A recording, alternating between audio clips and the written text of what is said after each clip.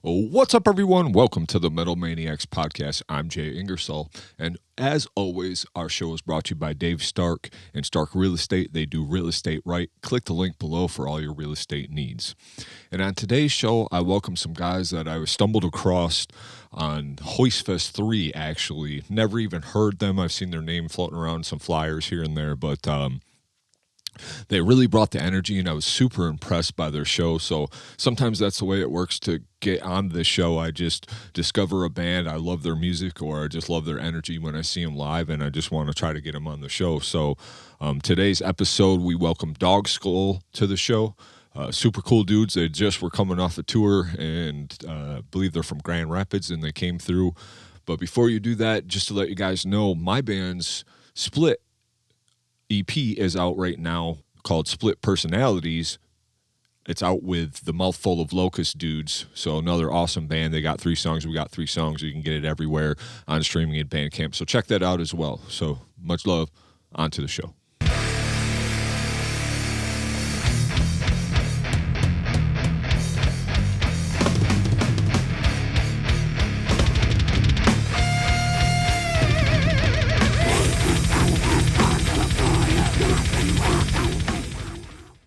All right, so I want to welcome Dog Skull to the show.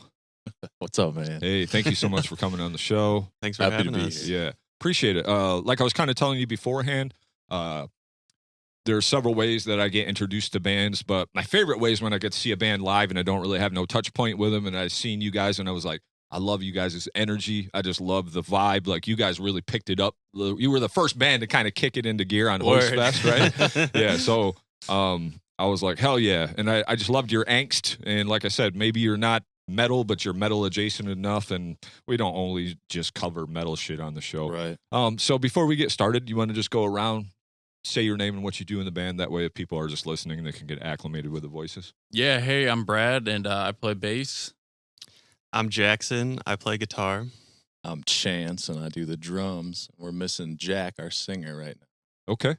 And you guys just got off a tour? Yeah, we just got home a couple days ago, and then we did like a homecoming show on Friday.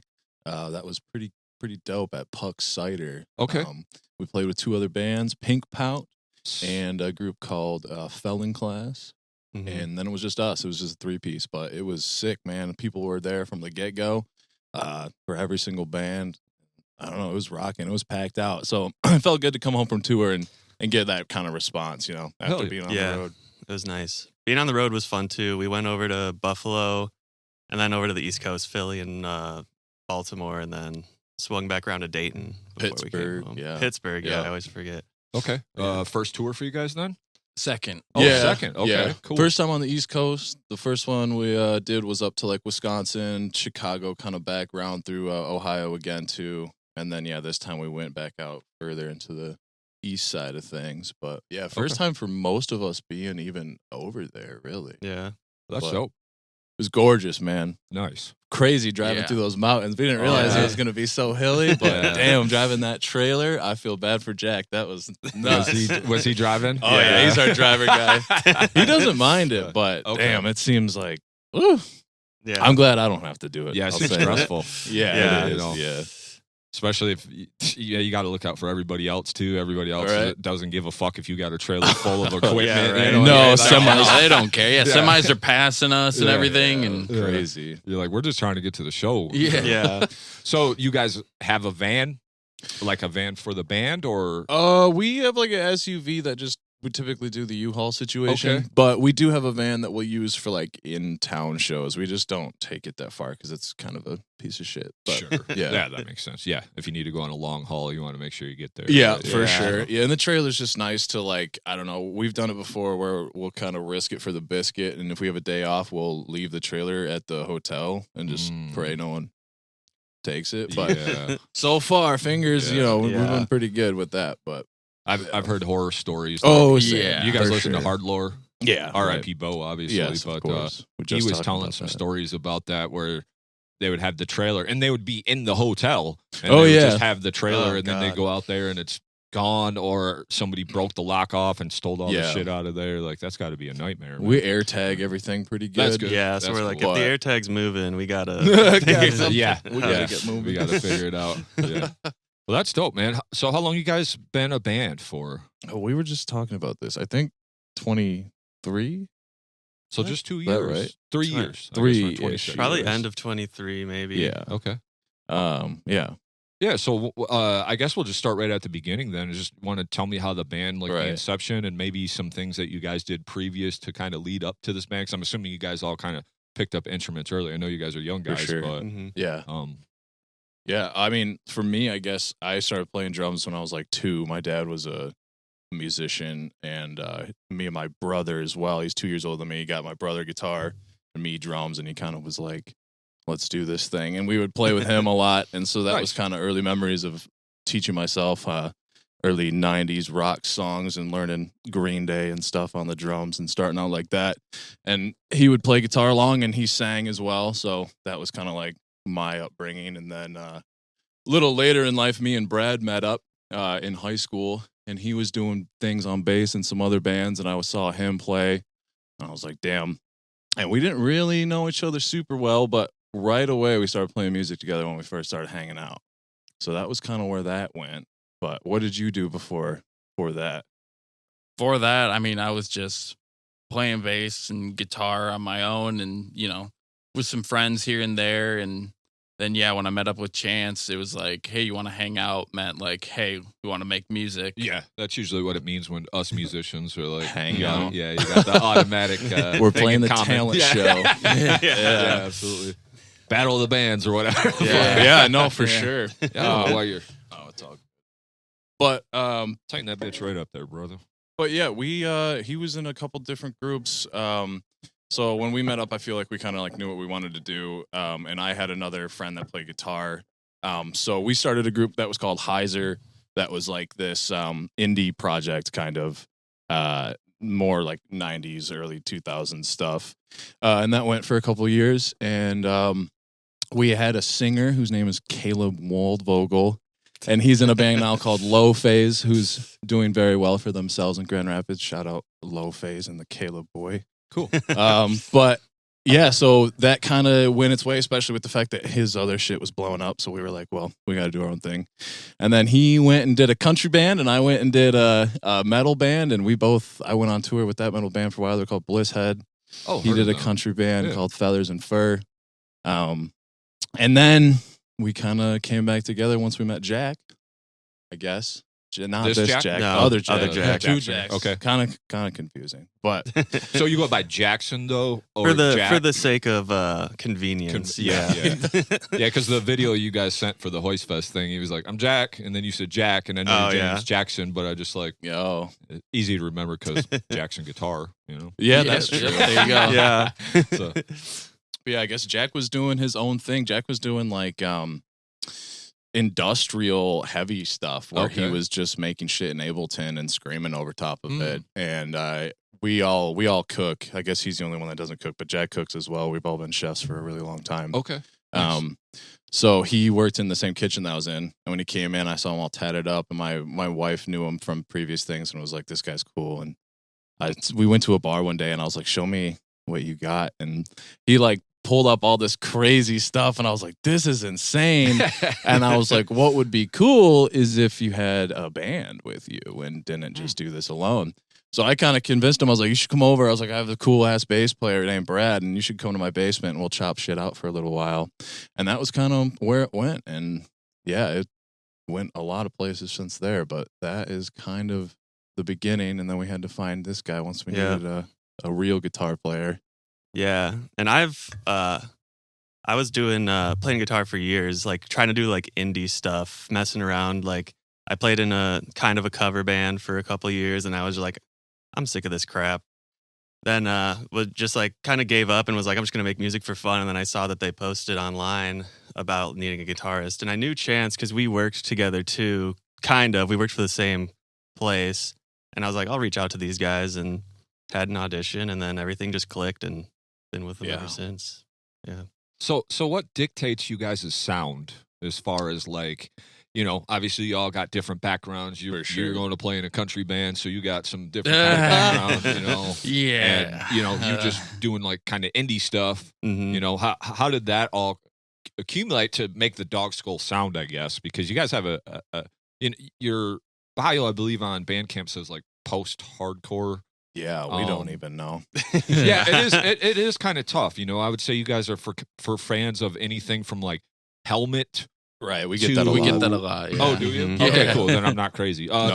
Like Bad Religion, Sure. like not the Mhm. not like the vocals, but that No, for style sure. of music. Like Trapped Under Ice Yep. would be another good one that I could think of that might be Yeah. in the general vein. But And I mean, the weird thing too is like we all grew up with like Chevelle and stuff, and I feel like you can Okay. kind of hear that in there too if you know where to look. You're right. But yeah, it's Sure. got like its groove stuff to it. Me and Brad used to listen to a lot of Lamb of God, so I feel like that's kind of there. But writing mostly is one of these two dudes just will write a riff, and then we kind of throw as much spaghetti at the wall. Yeah. And that's how we don't do a lot of like, I wrote a page of lyrics or I wrote like a whole song. I'm sure most bands do this, but we kind of just chop it out by riff, Sure. and then, Yeah. and then we just go. We got a basement that we all practice in. So was that the one you did the live video in? yeah, you're that's at doing- my place. You got an e-kit? Yep. Is that Yeah, what- exactly. Okay. So we do the electric kit. We Yep. just DI everything, and which helps because like at practice we can just press record, and then the next day, no one forgets anything. I can EQ it and send it out and be like, "This is what it sounds like. What should we do with this?" Yeah. And so it's a lot of like listening at home to what we just did and texting each other about it. But yeah, mostly Brad writing the bass riffs to start out a lot of it. Yeah. I feel like we're really focused on like, at least for me, focused on you two guys, what you guys are doing, rhythm section, and then I like to just like figure out something to go over top of it. So Primus style, Yeah. kind of. And that makes total sense. Listen to your band, and we'll get into a little bit more. I mean, because there is a lot of bass-driven rhythms with the drums, and For then sure. you break it down, the vocals are going, and then you kind of throw in. It's almost, dare I say, I don't want anybody to be offended by this, but I love new metal, but it's almost kind of like yeah. new metal. It's- Hey, kids love new metal we these days, sometimes too. say that. I'm like, it's a little new metal-y, Yeah, but you know. it is. It's not, but it is. You Korn know what is I mean? Like, amazing. Who doesn't love Oh, Korn? yeah, absolutely. Dude, I love new metal. I stopped listening to death metal and was listening to Limp Bizkit, so Shit. burn me at the stake. I don't know. No, man. But I mean, that's kind of the dynamic of it, where you might have those kind of bigger, heavier choruses.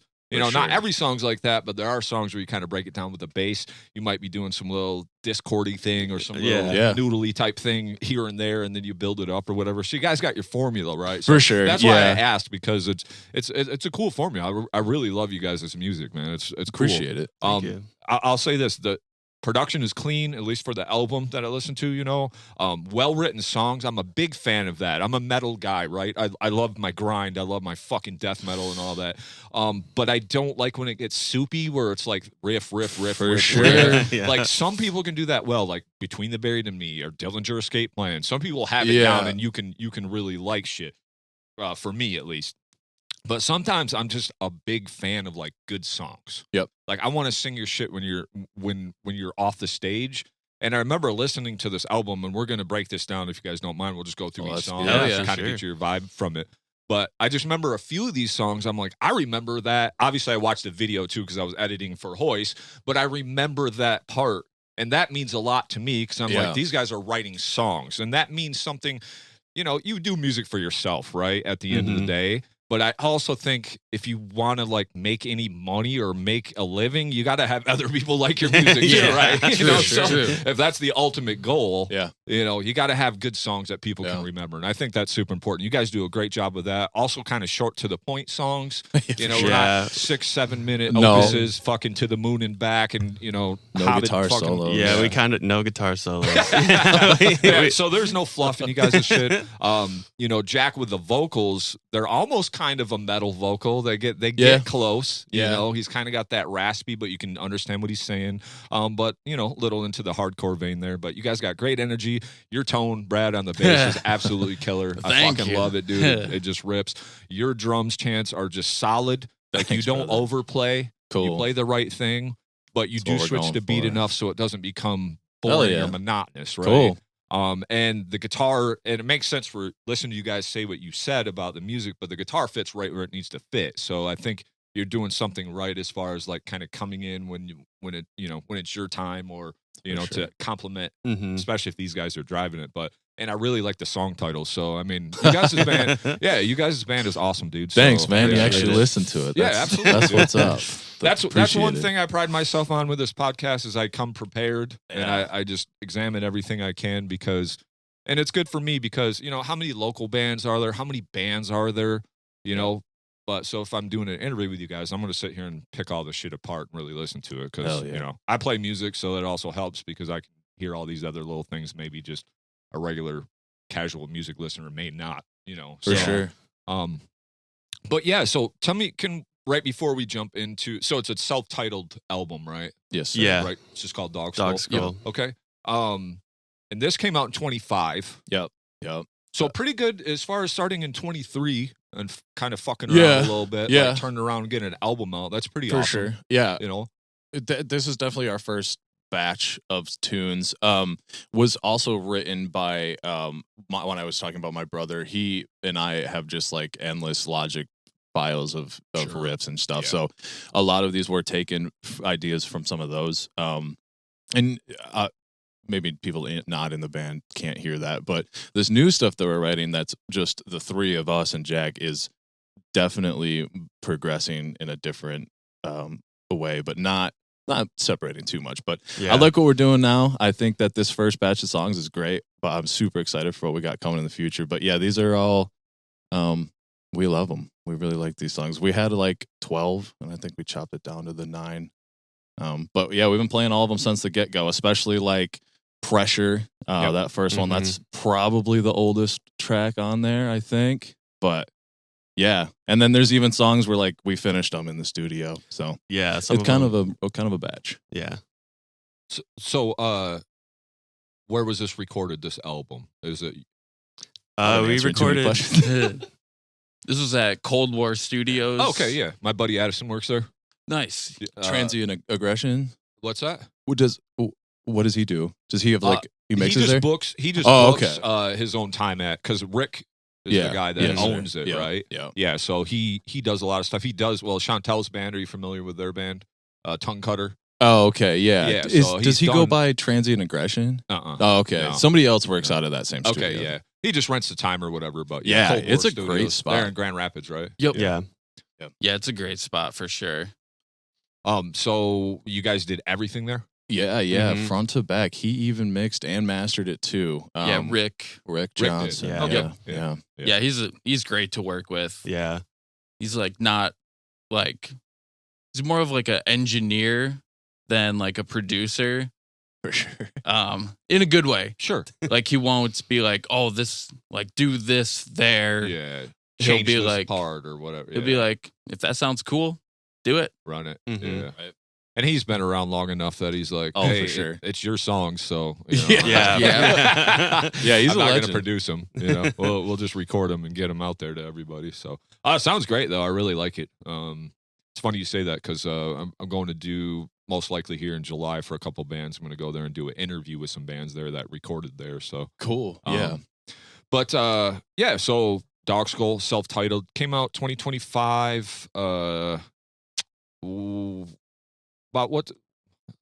Usually I have this down. And you guys put a bunch of like singles out before the album came out. Yeah. Like, that first demos, we like waterfall drip dropped that as just like teasers leading up to the album, but those are actually different recordings. Those are all recordings that I did. Okay, sure. And that's just me in my basement, and it sounds completely different than the record, but Okay. I mean, that's okay. Yeah. We were going to delete them, but then they were like getting numbers. So I was like, we'll just leave them up there. It's Sure. fun to have. But yeah, so it's definitely sounds much different than the record. The record's got more of a thuddy, cleaner sound to it. Yeah. Rick does a lot more like indie projects and stuff. And even being there for the first time, he's like, I just don't do that much metal. And I'm like, well, let's crank the snare drum up and stuff. And he's like, really?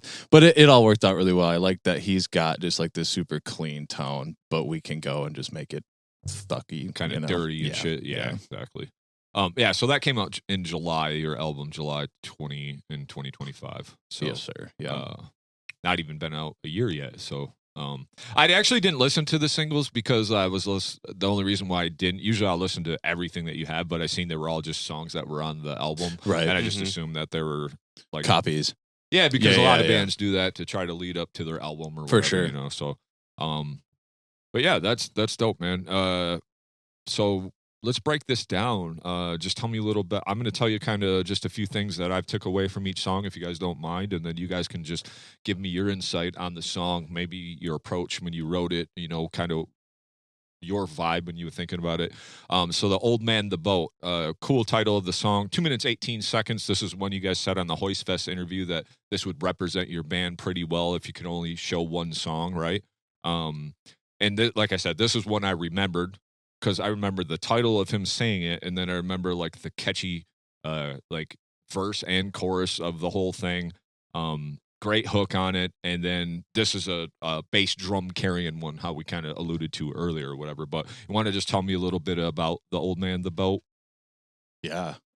So the Old Man, the Boat is something called a garden path sentence where it's not exactly, there's not enough commas in there to give you enough information about what it means, but it's not the old man and the boat, like Sure. Moby Dick style. It's Right. the old man, the boat. The old are the ones pushing the boat. Like we're reliant on weak people, and the government preys on poor and, you know, people of color and stuff like that to do the things. And, Sure. you know, so it's kind of like very anti, like living under the thumb and like hating your boss and shit like that. Yeah. Everybody can relate. Yeah. That's the only track off the record. I wrote all the lyrics to that song a while ago. But every other song is all Jack. But that I wrote all those lyrics actually about Okay. a particular boss that I had. But it's pretty good for all bosses, I guess. But yeah, Sure. so just working in a kitchen, and I don't know, it's hard work sometimes. Oh yeah. So Absolutely. Yeah. Very hard Yeah. work. What about you guys? What your approach to the song and kind of how the idea came about? I think that's one of the songs that you guys had when I joined the band. So it was one of the first ones I had to learn. And I just remember like hearing that riff when I was kind of like before auditioning, and I was like, oh, this is crazy. And I gotta get this down before I start playing with these guys. And then I feel like we kind of just like evolve it over time as I joined, and we like kind of had our own style of playing and stuff like that. But yeah, it's definitely changed. yeah. Yeah, I just kind of, when I approached it, I heard the lyrics and I was like, all right, let's like match that aggressiveness of, yeah, you look to me like you couldn't see the sweat on my brow and the shit on my knee. It's like, all right, Yeah. all right, I can play to that. Nice. And yeah, so it just kind of came naturally to, and it's got that like groove to it that just felt natural. Yeah, super cool song. I really like it a lot. Now, when you said you played guitar before, are you bringing any guitar riffs to the band, or are you just bringing bass riffs? Because I would say I've interviewed, I don't know, probably into the almost 75 bands now. You guys are the first band that ever said I brought some bass riffs to the table. You know, it's usually like we That's start with a funny. guitar riff and the bass comes in or whatever. We start with bass. That's right? cool. Yeah. Yeah. That's yeah, sick. I think it's just kind of implanted in me to like just kind of play the strings, you know. Yeah, sure. So you're not bringing any guitar ideas or Nope, anything? not You kinda just let- necessarily. Yeah, not really. Yeah, we kind of just all bring our own things, but we also all like, you know, we bounce off each other. Like, oh, it would be cool if you did this. It'd be cool if you did that. Yeah, Yeah, we for communicate sure. pretty well. Yeah. Yeah. Yeah, it's always good when you kind of have something to start with, because if Right. not, sometimes you're just kind of wanking off in the fucking room, like looking at Yeah. you know, timing's obviously a factor too. I heard For you say sure. you have a wife, so that's always that thing too. You know, we all have other things to do besides music. We'd all Oh, rather yeah. only be doing music, but life, you know, obviously family is very important too. But you know, sometimes you can't just fucking jam either. You know, it's like we got to get something done. Let's write a song. Let's bring something Yeah. to the table. You know, and then you evolve it over time. We jam it a few times. Oh, what if you did this? You know, Mhm. fucking. Oh, that sounded real cool that time when we went through it and you did that. You know, so it's just fun how songs evolve like that. That's the move. We do weekly practice too. Okay, so that's cool. Yeah. That's your if practice you're schedule? not doing that, you're doing something wrong. At Oh, least once a at week. least once yeah. a week. Yeah. Yeah. Consistent days too. You know. Sundays. Well, it moves, but we try to. We just try took to it be right back. consistent. But yeah, try to be consistent. Yeah, I mean, as long as you're hitting it once a week, especially if you guys are trying to do something with a band. For too, sure. You know. Hey, just real quick, wanted to jump in here and remind you guys that if you wanted bonus episodes or early ad-free episodes, you can join us on the Patreon. You can also join our Discord to be a part of the conversation, send us questions, and give us ideas for shows. And always, please subscribe to the channel if you're watching on YouTube, or if you're listening on your favorite platform, please give us 5 stars and tell us why you like the show. And always share with a friend, and we appreciate it. Much love. I'm a little past that in my age, you know. I'll be 45 this year, and I've been playing in music for 20 years, and I've been playing extreme metal and death metal and all this shit. And you know, I had a kid early, so those dreams of like going on tour and all that kind of, it's just more of a hobby thing, but I still just love music. It's my favorite thing in the world. Like, as far as, you know, I just love writing, and I'll show you my little setup after we get done. And shit. Hell yeah, cool. But yeah, then we move on. Great opening track, and then we move on to Pressure, which is the one that was live at 6th Street Hall. Is that what that is? Yeah, somebody filmed that. Yeah, that was a pretty cool video. Nick Bawalda, shout out Nick Bawalda. Oh, that's right. Filmed that one. Pressure, that's another one of the songs that I joined and you guys already had. But then when we first started writing music together, I was just messing around with like the intro riff. And we were going to just make that its own thing. And then we were like, let's just play it before Pressure. And then we've just been doing that ever since. Made its way into the song. Yeah, it made its way into the song. We were going to cut it on the album too. Yeah. And just have like, interlude track. But we never separate it. And I was like, in my head, I was like, what if somebody puts the album on shuffle? Here's and then that, that's just just a little, and them being disconnected would be not right. So Sure. That makes sense. Yeah, I mean, to me, it was kind of, there's a heavy punk influence on this one, sure. kind of with the beats that you're playing, right? Real quick before I say I'll just tell you real quick. So very rock too. You guys got rock vibe going on, so maybe that's some of your indie rock kind of influence going on here. But I know you said they kind of had it beforehand. And then I want to know, because I love Jack's patterns on you guys' stuff, because like I said, a good song means a lot to me. And he's not overdoing it with the vocals. You know, you can get into different genres, and vocalists tend to be the guy that want to overdo it and sing all the time. Hey, look at me. You guys are making noise the whole time. I need to make noise the whole time. Mm-hmm. And then it just becomes the Charlie Brown wah, wah, wah, over the whole thing, you know. So who dictates those patterns? Is that a collective effort? Is that something that he just writes and you guys, that's cool? Or what does that look like? You got it. That's mainly Jack. And then, like, I feel like as we're playing, I know you do it a lot. You're like, let's do this cadence to, like, make it match up with, like, certain things. For sure. Yeah. Yeah. Writing. He'll, like, sit in for all of our stuff, obviously, but he kind of will sit back and write and listen, kind of, and take it in. And I think he tries to line up what he's currently writing with the mood of the song.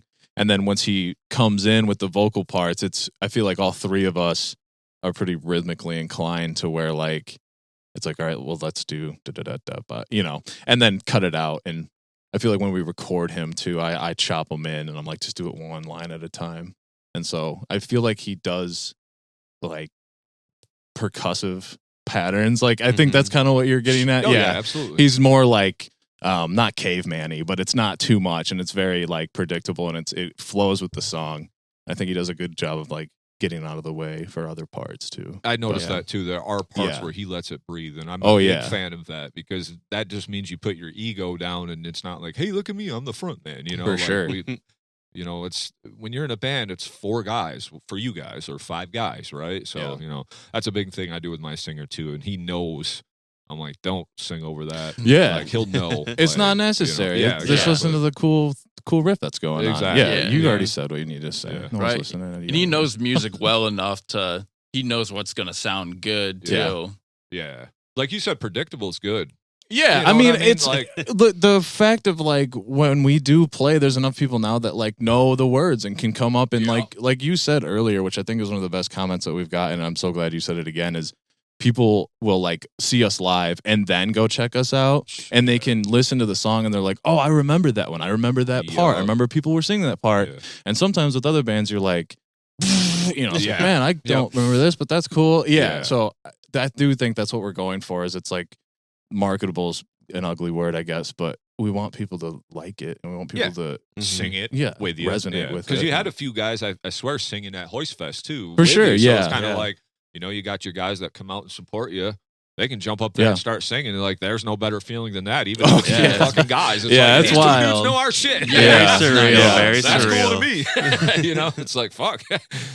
So, but my question, I guess, going back, is you said they had the song before you got in the band. So you have the song down. Is there no guitar on it? It's just the two of you guys? No, there was my brother playing guitar. Okay. Originally. That's where your bro comes in, and your parts, you're learning your brother's parts. For sure, yeah. Kind of, until you made it your own. They were definitely rough drafts, for sure. Yeah, I think that one, I can't really speak. I think Jack wrote that bass riff originally. Yeah, that's an old track. That's an old one, yeah. And then, the guitar kind of matched up with that and then did its own thing too. But. Cool. And then Face of God, this is the one that you guys got the live in your basement with that's why it's the E-drums. I noticed the E-drums okay, in there, cool. And, it looked like it might have been a while ago because you guys kind of look different. That's an older one. Yeah, we also... Our hair grows fast. And I noticed that. We all cut our hair all the time too. Mm-hmm.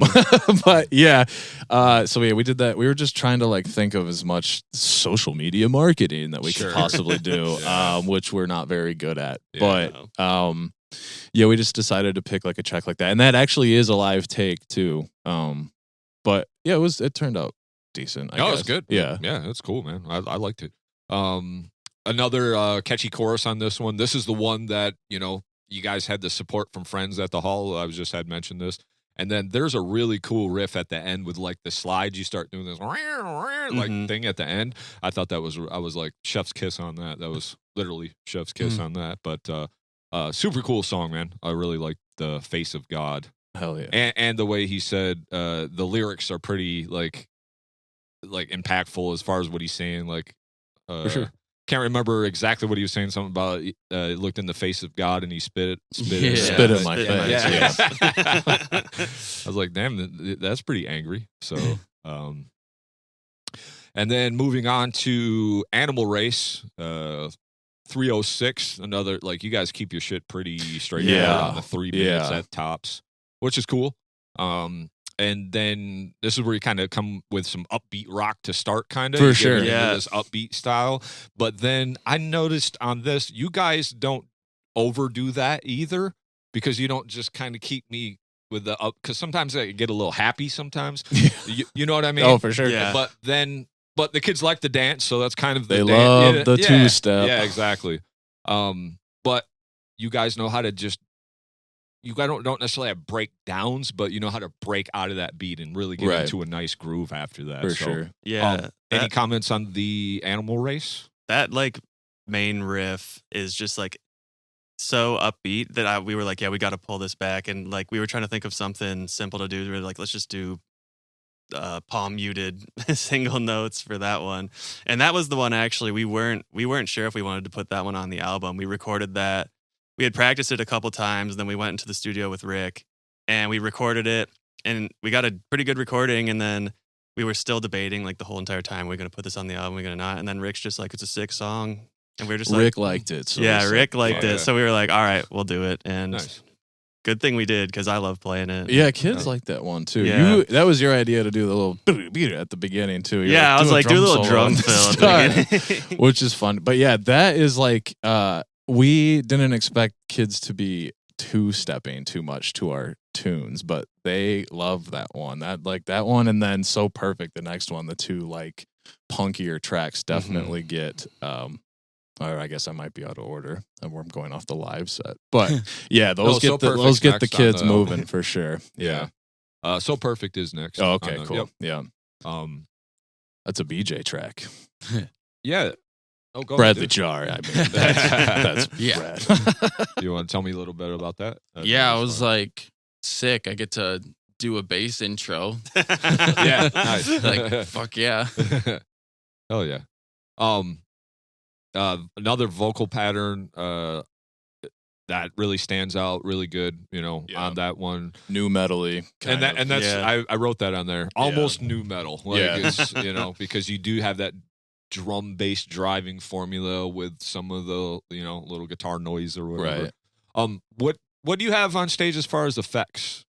What are you using as far as effects? Are you getting into a lot of effects world or?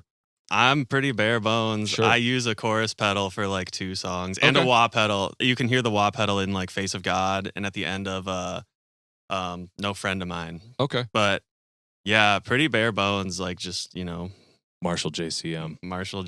Okay. Yeah. And that's cool, dude. Ultra gain. That's fine. I mean, I'm a metal guy. I just plug into the amp and say, Yeah, I actually just got a Digitech Whammy, and I've been using that just because I just want to make some wankery noises that are interesting. But other than that, it's like, we played Oigs Fest last week in Kalamazoo, and I don't know if you guys ever heard Lucius Fox. Have you ever heard those guys? Yeah, those guys are sick. Fucking awesome. Mm-hmm. But Jeremy, he's got a pedal board that's as big as this fucking table. Yeah. And I'm just like, that pedal board gives me anxiety. Yeah. Because you're trying to, like, what if something doesn't work? Yep, that's kind of the reason we don't use that many pedals. Yeah. Also, I'm like, when I'm playing live, like I want to focus on like the energy in the room. I don't want to be like, all right, what do I got to click now and this and that, and like maybe I've turned my guitar off more times than I can count while we're playing live accidentally. Oh yeah. So I'm like, well, the least I can do with my feet, the better. I'd say. Yeah, absolutely. House shows with a big pedal board is interesting. Yeah. Sure. Yeah, and then we played with there was another band there, Anvil Crawler, and the other dude, Jeremy, was telling me, he was like, yeah, this is one of my favorite bands.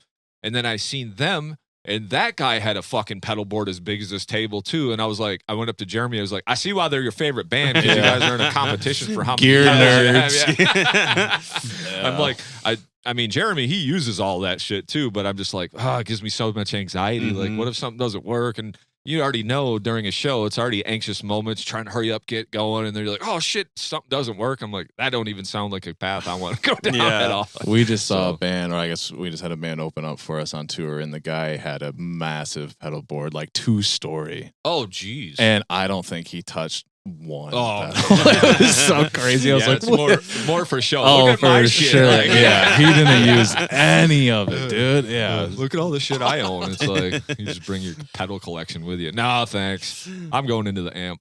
Whatever. Yeah, for sure. Especially when someone's like backlining and shit. Yeah, you never know. dude. Yeah. Yeah, absolutely. I actually just got a Kemper because I have 2 of those 6505s over there. Hell yeah. And I even just got tired of like, I just want to plug in and fucking play. Like, Right. I just don't even want to deal with the feedback and the trying to dial in the noise gate. Because with that, I had to have this rack mount with it had, like the tuner in it, and then you got the noise gate and the power conditioner, and that was even too much because then you're dealing with the gate because every room's different, or if there's a grounding problem.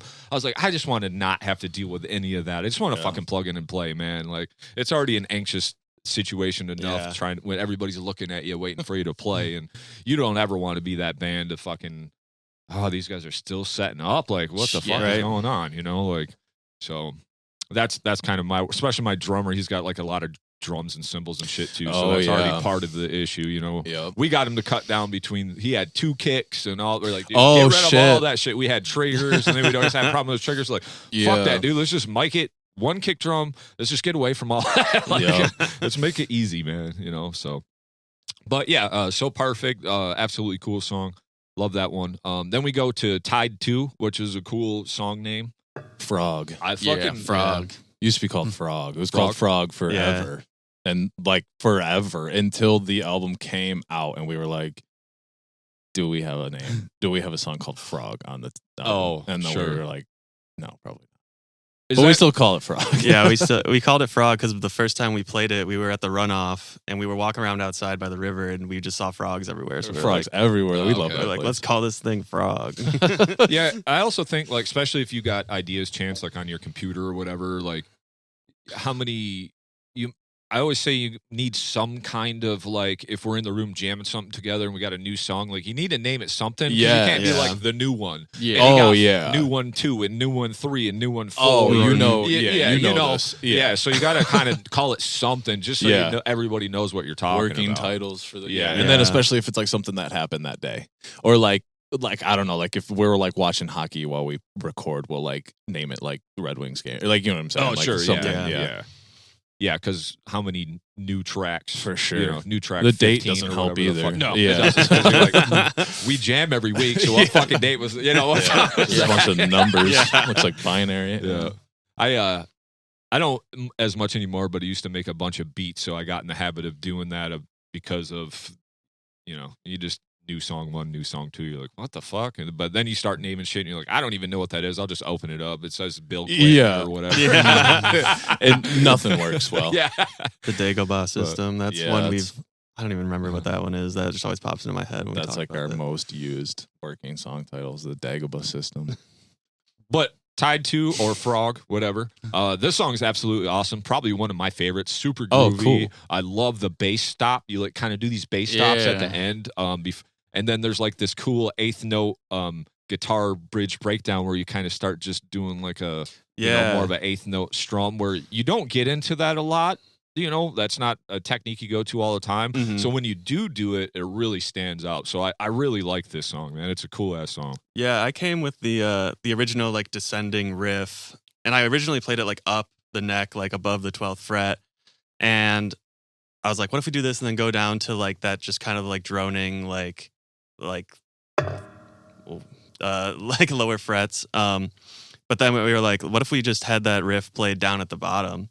And we changed it there, and then I feel like that's kind of where the whole song, like, we were like, oh, this actually sounds like something that we could work with. But yeah, Kids like that one too. yeah. Now, is this particular song? Is this kind of like where you're involving more of your ideas than to I'd the say band? so, Like, yeah. Yeah, for you know, sure. Obviously, these probably aren't in chronological order on that No, album. no, not at all, Of but writing, but That is correct, yeah. though. Yeah. Yeah. This one was fun to write because it came pretty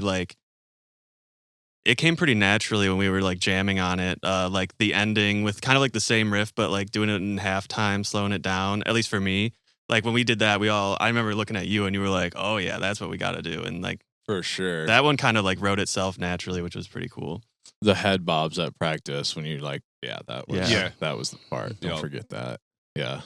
That's always the best feeling when you're like, all right, yeah, that's it. Don't Yep. forget that. Yep. Don't forget that. Yep. Like, yeah. That probably helps too if you record every. I'm a big, Try to. Yeah, Yeah. I'm a big advocate on this show because maybe people that listen to the show are might be young guys getting into bands or whatever and or they might be fans of your band or want to play music. So I'm a big advocate of. Even if you got to, I mean, we got cell phones in our pockets. They do a decent job recording. Hey, Just man. record your Mhm. shit so you Yeah. don't forget those ideas, Steve so. Lacy's iPhone is in a museum somewhere. Really? He wrote a whole album on that. No thing. shit. Oh, yeah. Yeah.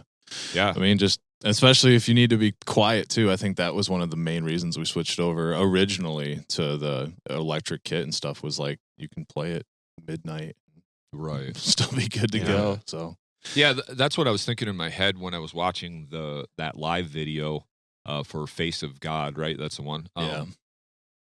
Because really, if someone was upstairs or whatever, assuming it's downstairs, right? For the only sure. thing you're hearing is Jack kind of screaming into the mic. And Yep. it's probably Yeah, still and then- not that bad because Nope. you guys all had the headphones on and you're Yeah. ripping, right? yeah, it's And then pretty you're just- quiet. And then you hear just the Clink, flack clink, of the clink. fucking Yeah, that gets pretty Yeah. loud. We were in a storage unit for like a year. Yeah. That was like when we were hunkering down trying to like really write the album before I bought my house. So we were all in apartments. So Okay. we sweated it out and froze it out in a fucking storage unit that's way smaller than this room that we're in right now. Oh man.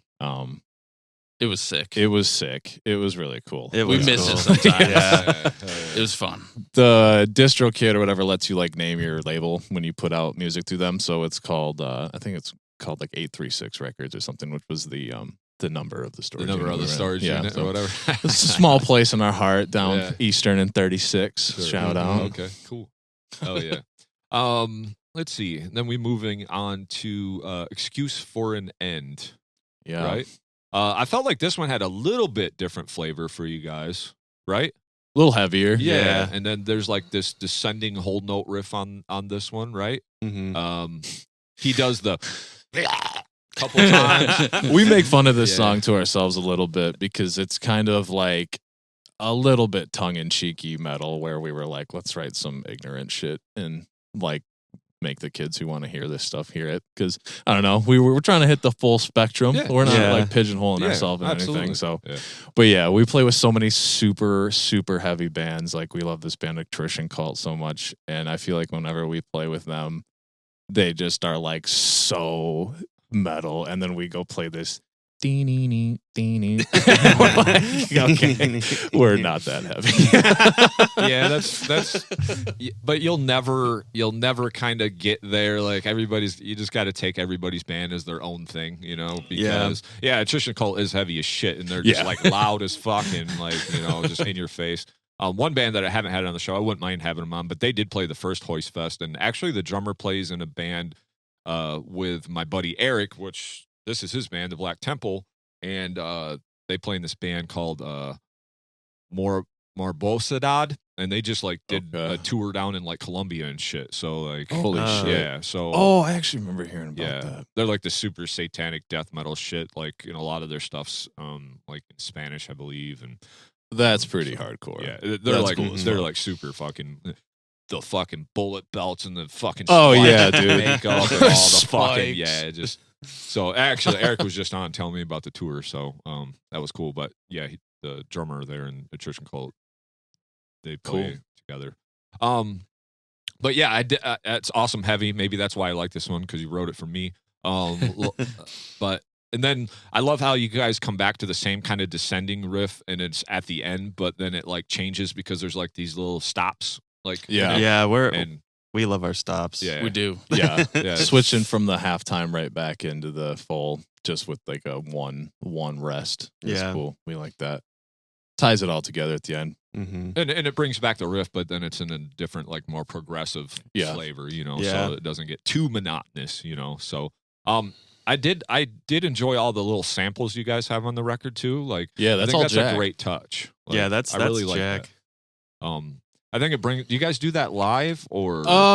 Surprisingly less and less, because it's just a pain in the ass sometimes. But yeah, for the most part we do. Just kind of like in between tracks. But during the songs, most of those cues we haven't been doing, just to save time on tour. Sure. Mhm. But Absolutely. typically we do. Typically we do. He's got like a Roland SP that we just rock everything on. Oh, He does okay. it all himself. It's all okay. Jack. Yeah. Okay. Yeah. Cool. Yeah, I really like that song. 2 minutes 58 seconds. It doesn't fuck around. It gets right in, gets right out. So, and then No Friend of Mine. This one sounds pretty personal as far as the lyrics, title, all that. Yeah, that is actually, I think that's something Jack sort of went through. Not It killing sounds like somebody, it. but Yeah. having a very similar, like, separating yourself from somebody, kind of a situation like that. And I'm sure everybody can relate to that Yeah. as well, right? You know, so, but hey guys, just want to jump in here real quick and remind you that on August 14th and August 15th, Michigan Metal Fest is happening at the Leela Arboretum in Battle Creek, Michigan. This is a 2-day fest. On Friday, you got Green Jelly, Psycho Stick, and Crossbreed headlining, and a handful of others. And then on Saturday, you got 2 stages. On the fountain stage, you got Monochromatic Black, Hemlock, Rose Funeral, Gore Pig, just to name a few, and a few bands that have been on the show, like Ghost in Motion, Let It Rot, and some others. And then on the main stage on Saturday, you got the X-Faces, the Killer's Confession, and Ventana as your headliners. You also got Casket Robbery that's been on the show, and Kill Crown that's also been on the show, and a handful of others. So 2 days of awesome metal. Make sure you go over to MichiganMetalFest.net, get your tickets and your VIP packages and all your awesome merch that they have over there. So August 14th, August 15th, Leela Arboretum, Battle Creek, Michigan, Michigan Metal Fest. Check it out. Tell me a little bit about this one as far as, I mean, this is a jammer. I love when the guitar kicks in. Like, this one is a little more like disco beat almost at the beginning. It's like with the hi-hat. And then the guitar kicks in, and you kind of still doing a similar beat, but it gets a little out of that and almost gets a little heavier, right? Am I not mistaken about that? Yeah. Okay. Again, vocal patterns are sick on this. He does kind of go off on this one as far as a lot of vocals on this one, but I think at spots that is warranted because then it makes it stand out from all the other songs, right? Like, so that I thought it was a great touch. But There was like a very Static X kind of vibe going on in this one, just because For of the sure. disco beat. Yeah, and then some of like Power the Man Discord, 3. like Yeah. that kind of shit, Yeah. which is like the new metal or industrial type metal. Like this Yeah. one really leans hard into that one. So, want to tell me a little bit about this one? This Your one, guitar solo. This is like all Jack just going nuts on guitar. yeah, I don't know if I could call it a solo. It's just kind of like I was trying to just be chaos at the end, which I feel like we were all doing. But this original riff, I had it in my head for like years. And then I brought it to these guys, and Chance playing like the cool like disco beat over it was like sick because it like kind of subverts the expectations of the song a little bit. And then also as we were playing it, you were like, you should just do the and then that became like a pretty big like motif throughout the Right. song, which I feel like kind of ties it all together. Sure. I like that one. That's probably my favorite song just because of like the groove of it and everything. And like when it pulls back and it's just Chance and Brad and Jack, Yeah. I was like, all right, this is where I can like show off some of my love for like Jesus Lizard and do some of those dissonant chords over Yeah. top and stuff like that. So yeah, that's what I got. I feel like Jack, that's like more of a story song. And I like how Jack kind of like you said, it's a bit wordy or whatever, but he's telling a story and he's kind of like frantically telling it. And then it like, he just stops talking. And then that's where like everything cuts out and then just builds into this like chaotic crescendo. And like going back to again, where he can just be like, all right, I'm done. Watch these guys now. Right. And I like when we play that live too, he'll like put the mic down and like leave. And Yeah. like, cause it's like another minute in the song of us Sure. just ripping. So it's cool to be like, I get nervous for that song because I'm like, this is like the hardest musical part, but it's so fun when it pays off. The Yeah. 30-second note drum fill hits and then he pops into a solo. That's like my favorite part of the set. Me too. There was definitely a bit of a growing pains ending that solo right the first couple times we played it live. Oh, I feel like one of us always went a little further than we needed to go. But yeah, sure. Lost in the sauce. Yeah. Dope. And then we close out the album with None the Wiser, 2 minutes 40 seconds. Absolutely love the guitar riffs and the bass on this one. And this one, like you have some bends and some kind of discordy type things in this one too, and it kind of really reminds me of like some rock grunge type of that like 90s, For that sure. type stuff. That type of music enters into you guys' catalog a little bit here and there too, at least as far as this album Yeah, goes. a lot of that last track is again my brother's like weird 90s Okay. Chevelle That makes guitar sense then. riffs. Yeah. Sure. And that's kind of what I'm saying is we're definitely moving towards the more dissonant, scarier stuff. But also I don't know, I feel like we're kind of staying the same. But that's another old track. But we really like that one too. Mm-hmm. So this album, you kind of get you get your feet something to show for yourselves, right? For sure. You kind of get that out Yeah. there, and then like you write new stuff, and you get the excitement of writing the new music. And I know you've alluded to it a few different times, but what would you say is going to be a little different about the newer stuff if you had to put your thumb on it, and like kind of put it down? Obviously, Jack or Jackson, he he's a little more like part of the band now, right? Like we're all a unit, and we've been playing together. We've done tour, you know, all that shit. So that helps, the chemistry of the band, right? I think that's the biggest answer really is chemistry is definitely locked in now.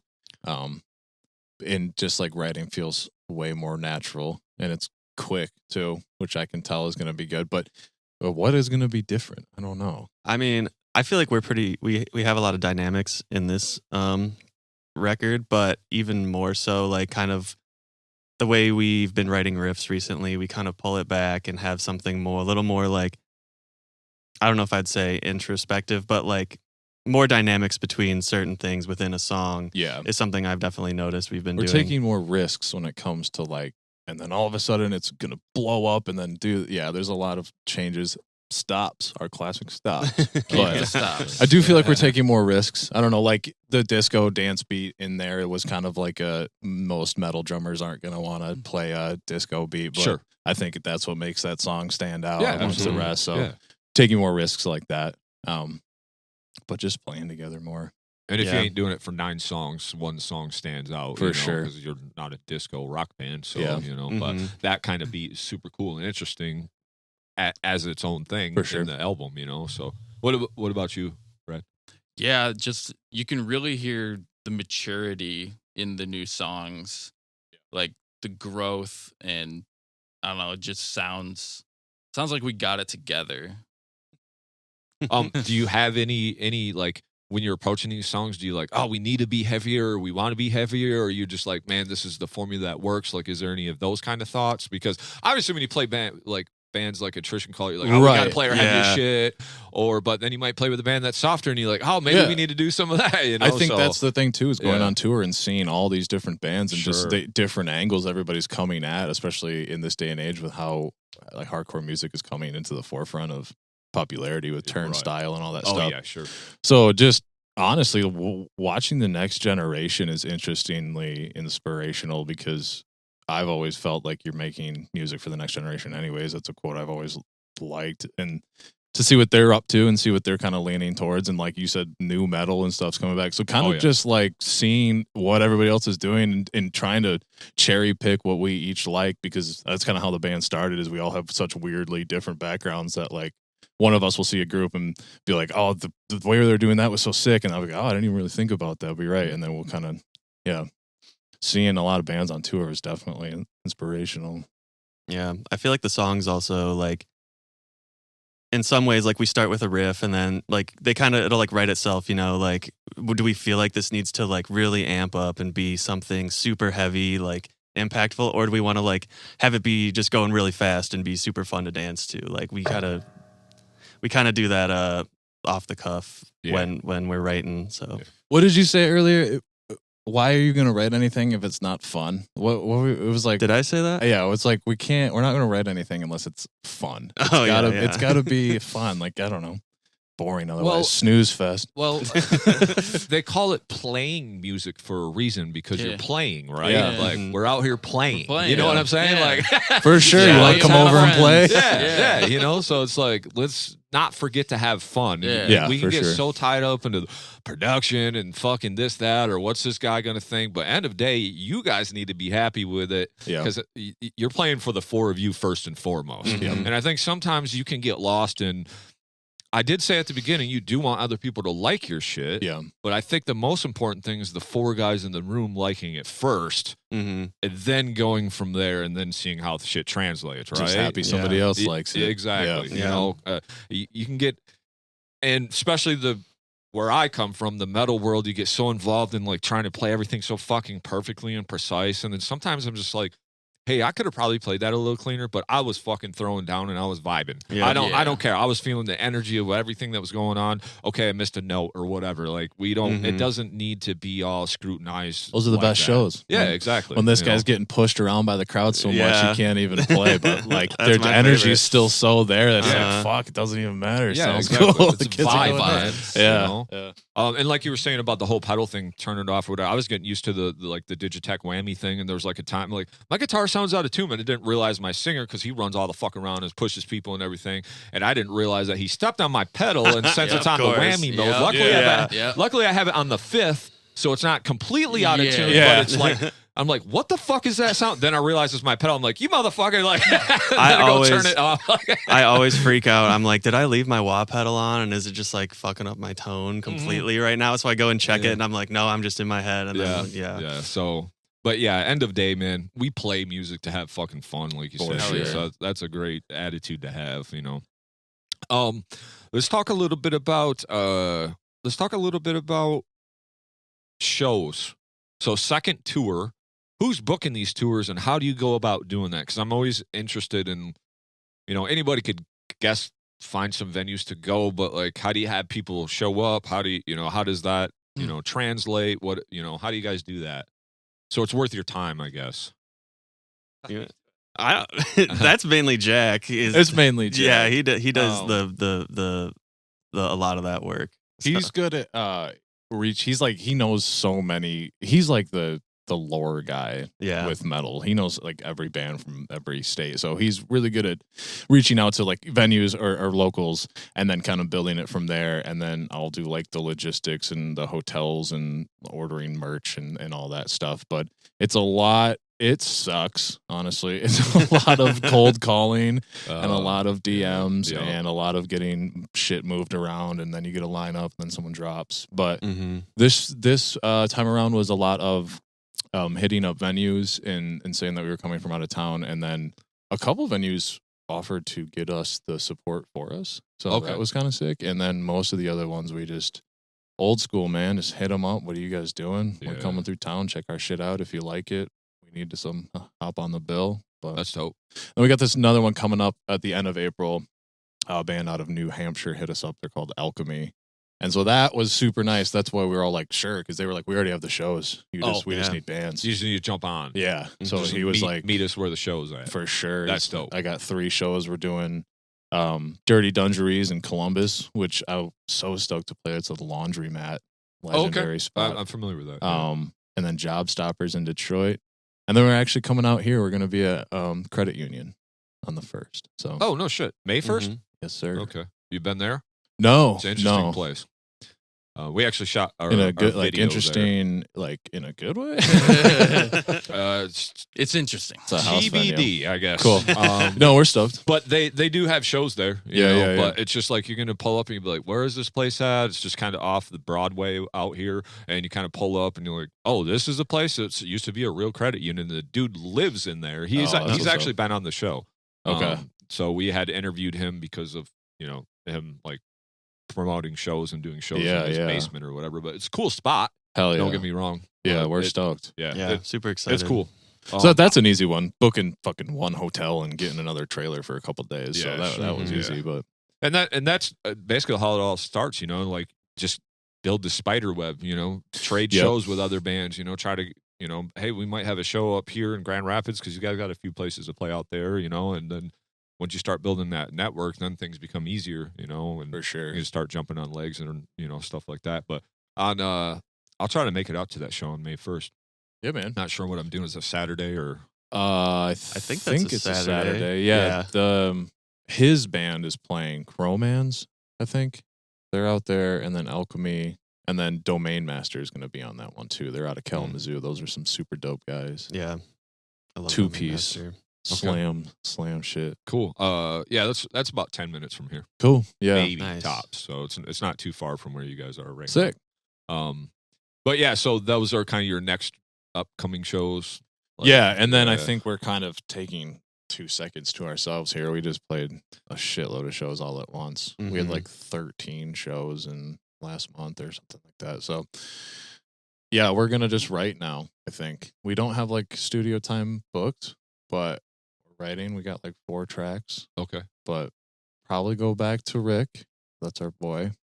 But yeah, that's future right now is kind of just we're so busy that right now we're like, all right, let's take a second, enjoy the spring. We're still playing a decent number of shows, but yeah, absolutely. But yeah. Oh yeah. Well, hopefully we can make the show work with Fidakin and Iron Sharpens Iron. And, hell yeah. That would be dope to jam with you guys. Yeah, absolutely.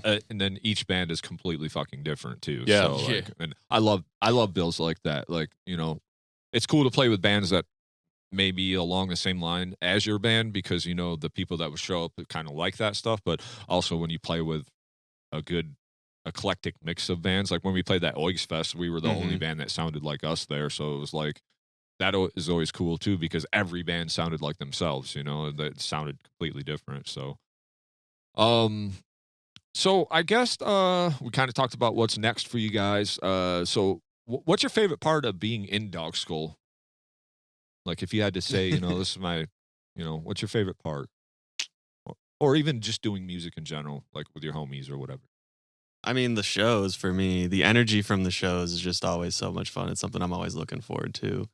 Like, yeah.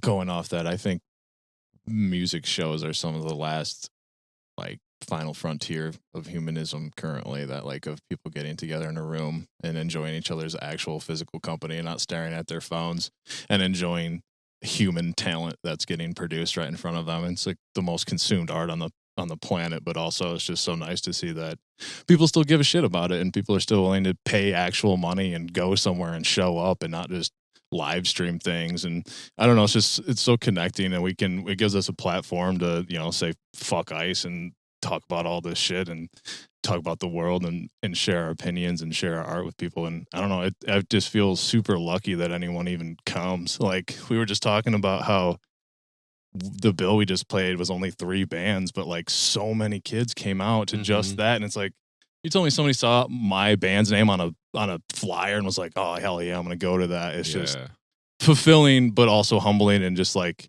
I can't imagine that these are not like the best days of my life. Like getting to tour in my 30s with my best friends is pretty dope. Yeah, dude. I feel very, very lucky to be able to do that. Absolutely. So. What about you, Brad? Yeah, definitely just being able to do this with my friends, like get to travel with my friends. It's like we go on a vacation, but at night we have to play a show. Yeah. It feels like a big vacation. Yeah. Like it's just sick. Like just the camaraderie with these guys like is unbeatable. Hell yeah. Nice. Yeah, I like one of my favorite things, like I'm more of a creative like writer. Like I love playing the shows and stuff, and you really got to have a knack for playing shows, because we all know that you drive for multiple hours to play for 30 minutes, you know, and sometimes you might not even get paid. you know, so it's hard to, you know, you're doing it for the love of it. But, you know, also like when you guys said earlier, just like when you're in the room and you all do the head nod, like, yeah, that's the part. Yeah. Like that feeling, you just can't, there's no feeling like that on the planet. It's like, that's the vibe in the room. It might be the 4 or 5 guys only feeling that, but there's just something about that a lot of people don't get the experience in their life. No, you know? I mean, like, it's weird when you're like proud of yourself too. You're like, that's fucking sick. I just made that. That's cool. But you've also worked at it for a long time. For sure. Man. You've been playing since you're fucking 2. You said. So it's like, you know, like you kind of gotta stop and enjoy some fruits of your labor. For right? sure. You've been playing forever too, right? Yeah. So it's like you know that means something. It's like, I guess I probably should be good by this time in my life. So, I'd be sad if not. Yeah, I'd be letting myself down. But then you get in that weird dichotomy too. Is like, am I ever good enough? You know, that's the struggle also that people will never fucking understand. Imposter syndrome for sure. It just never goes away. No, you could be fucking Yngwie Malmsteen and, you know, fucking shred and everything, and he probably still like, well, he's got such an ego. He's better than everybody, but there might be a few guys like that. But you know, it's always that just fuck, man. Am I good enough? Did I do thanks enough? for reminding. Yeah, we were just in Chicago, and it's just like when you're in a big city like that, like their talent is just next level compared to places like here, and we're like, oh fuck.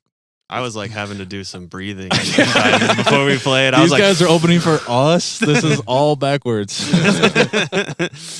Yeah, or if you jump on like a big show, like there's a lot of like we opened for, I don't know if you guys ever heard 200 Stab Wounds or No. Oh, Cure, hell No Cure. Yeah, I love No Cure, but they're one of my favorite bands actually, and actually Blythe, I just did an interview with him. It came out like about a month ago or whatever, but we played with them in the fall at the Intersection or whatever, and that was one of those things where it was like, please play good. Fucking, you practice for this. This is what you live for. You know, you can kind of get in your own head sometimes too, because you're like, man, why am I even on the stage with these guys? But was that in the big room? No, it was at the Stash actually. Oh, okay. Yeah. Holy shit! I bet that was packed. Yeah, out, dude, it was packed out. So it was dope. Like and then you watch a video in the back, like, yeah, we deserve to be on the stage. So, you know, like you do have those moments too, where it's like maybe in your head, you might be in your head, you know if you play well when you come off stage, but then you watch the video and you're like, yeah, we sound fucking sick, dude. What are we talking about? Yeah. I never really played much live before joining this band, and like our first couple of shows,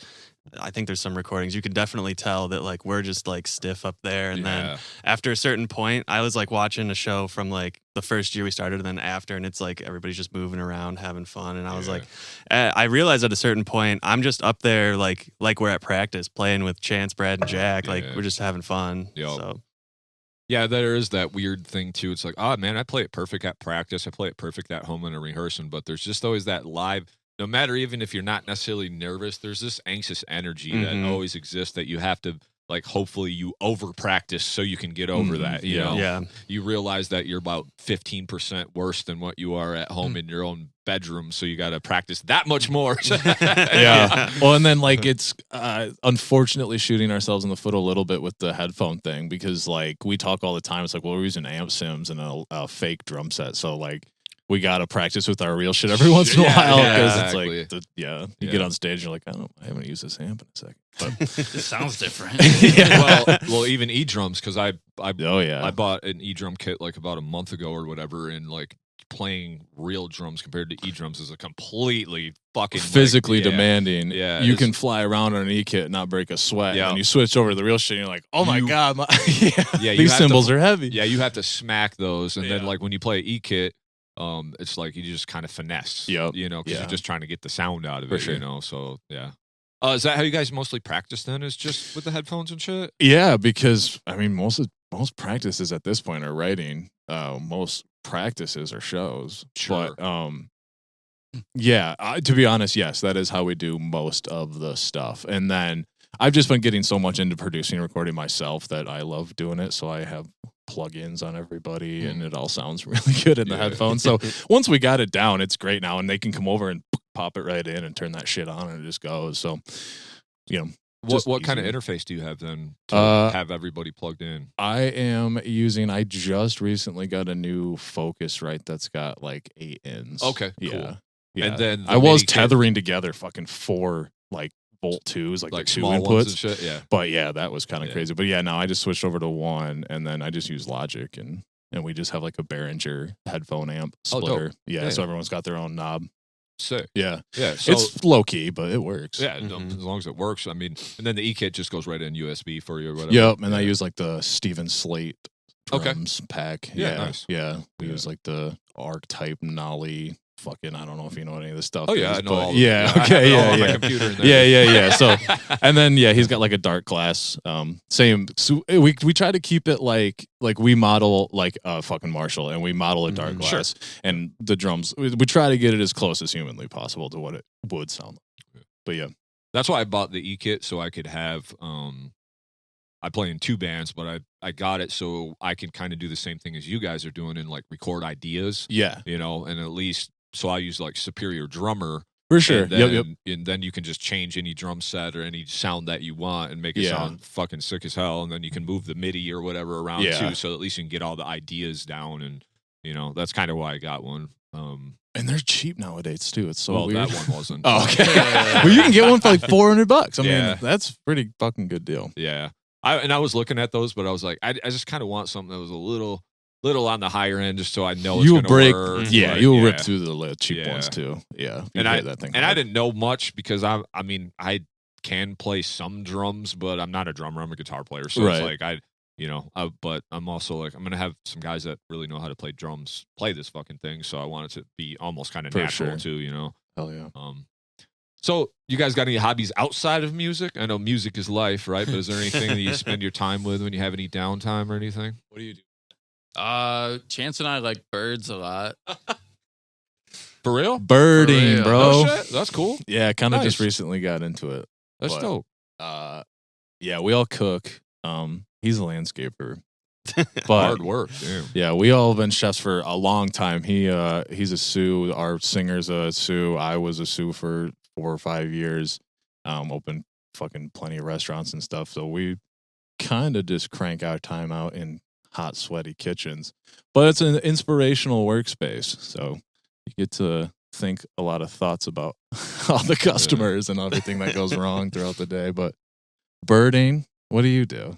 I like to ride my bike around everywhere. We play video games a lot. Yeah. Okay. I What pretty games? What do you play? I haven't played anything. Red Dead Redemption 2. Okay. Yeah. Sure.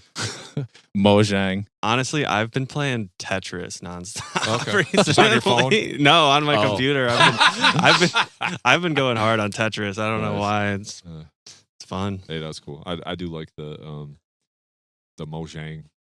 We Uh, just, tile it was like a fucking- tour thing for us. Yeah. He got us into, I don't know That shit's where dope, the hell dude. that I came love from. it. It's so mindless. You Yeah. feel so smart though. Yeah, you're like, You feel I- so yeah. smart. I figured it out. Yeah. We brought like a fucking big zoom lens camera on tour with us, and we like to bird. I don't know. It's That's- like it's a that's weird cool. thing, but it's pretty dope. Especially like being in Michigan and then seeing like what's all here, and then we got to go to the East Coast and see all these cool ass new birds. Oh, and that's shit. dope. So Yeah. I don't know. It's kind of like collecting Pokemon in real life. Sure. But- Well, it's funny you say that because my wife just got a bird feeder and it sits in front of the bay window upstairs or whatever, and now she's all been into like seeing what kind of birds show up Mhm. and stuff, Yeah. and then of course trying to fucking get the evil squirrels away from the thing because the Yeah. squirrels will just try to eat the shit. But like, I'll be like the other day I was like, that's a golden finch.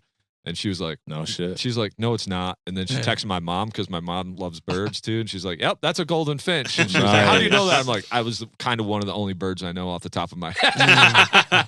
Pretty rare bird. But it was actually. golden. So it was pretty good. It was pretty good sweet. spot. It's your new lifer. Yeah. That's what that's called. It's your life list. It's the first time you see a bird like that. It goes in your life list. Oh, okay. Not So you got a familiar with golden that, finch in your lifer. Hell yeah. You're a Dope. birder too. Yeah. Very nice. Yep. I think it's cool. It's just like It is you know, cool. Yeah. I'm just like fucking creatures are cool. We wonder Yeah. what this weird world we're in. And like slow all the down and look different- around for a Exactly. second. Yeah. Yeah. You know, and enjoy this because it doesn't last forever. So, Fuck, you no.